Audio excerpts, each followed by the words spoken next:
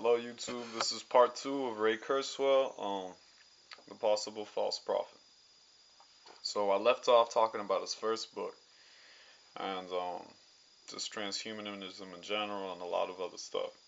So now I'm gonna get into the second part and we'll talk about two of his books. Okay. Um The Transcendent Man is one of his books, and The Singularity is Near is another.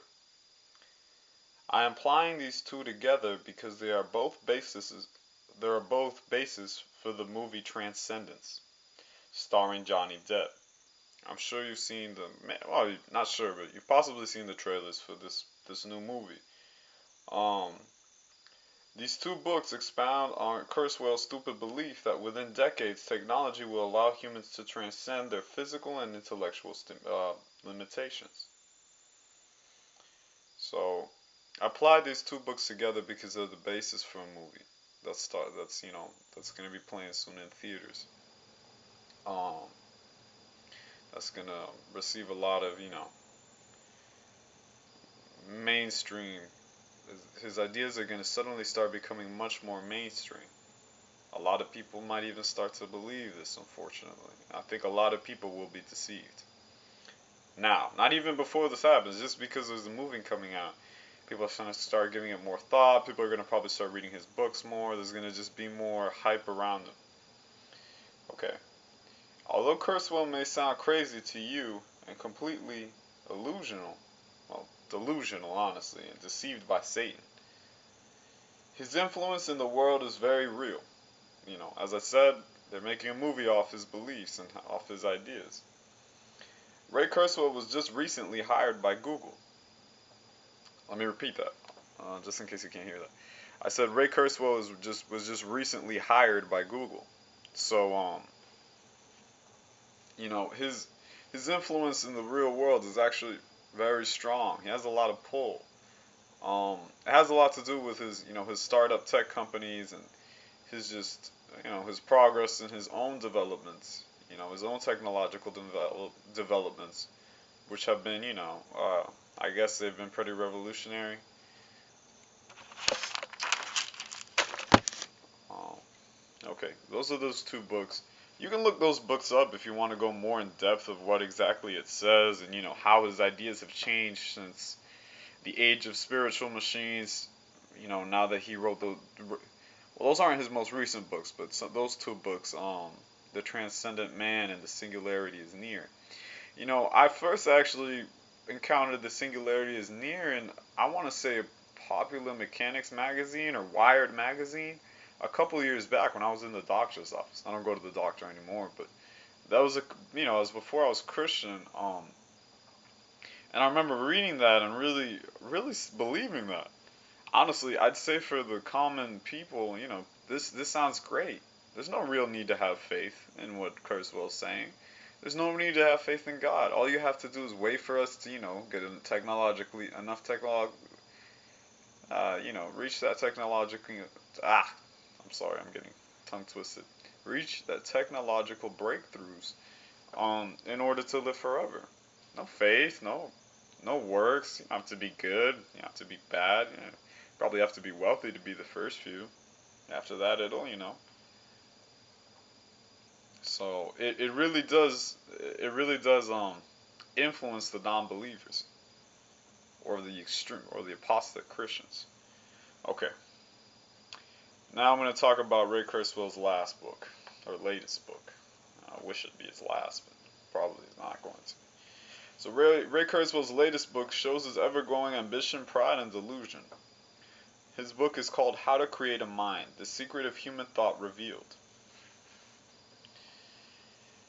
And this is a quote. Ray Kurzweil talks about the limitless potential of reverse engineering the brain. End quote. Quote again. To understand how it works and even use that knowledge to create even more intelligent machines. End quote.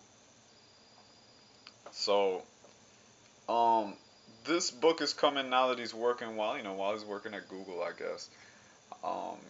There's a couple things I didn't write in my notes, but Google's already working on artificial intelligence and neural networks by something called deep learning, I think that's the name of their, the prototype AI, or, they're still in progress AI. It's called deep learning.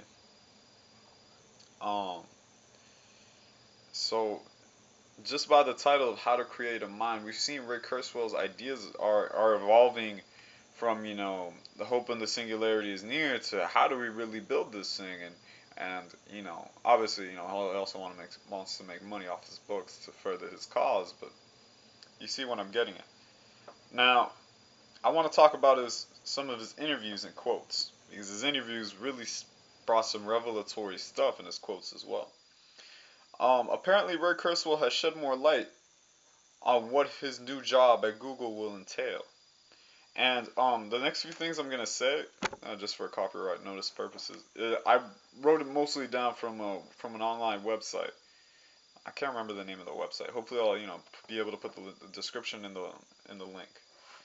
Um, the link in the description. Sorry. Uh, so let me repeat that just to avoid confusion. Apparently, Ray Kurzweil has shed more light on what his new job at Google will entail. He wants to build a prodigious AI, much better than previous models. Kurzweil's AI will be designed to analyze the vast quantities of information Google collects, and to then serve as an assistant. He suggests it could eavesdrop on your every conversation, email, history, etc. I want to take a note to say this. It's going to be, this AI is going to be designed to be in all of your information. And really similar to what the NSA already does, but with the so-called neutral purpose of just helping you and making your life more simple. But, do you want your life to be easier? But are you willing to make your life easier if you're going to give away certain freedoms and liberties and privacy? Do you really want an AI with all of your information, where you live, where you eat, where you bank, all those things? There could be huge negative consequences. I end this conversation with saying all this is to help predict what you'll want to see. What you know, email updates, updates on things that are going to happen. And while that's great and everything, people really just can search it from themselves. Um, I know, YouTube always notifies me of videos that I may be interested, or when subscribers make new videos.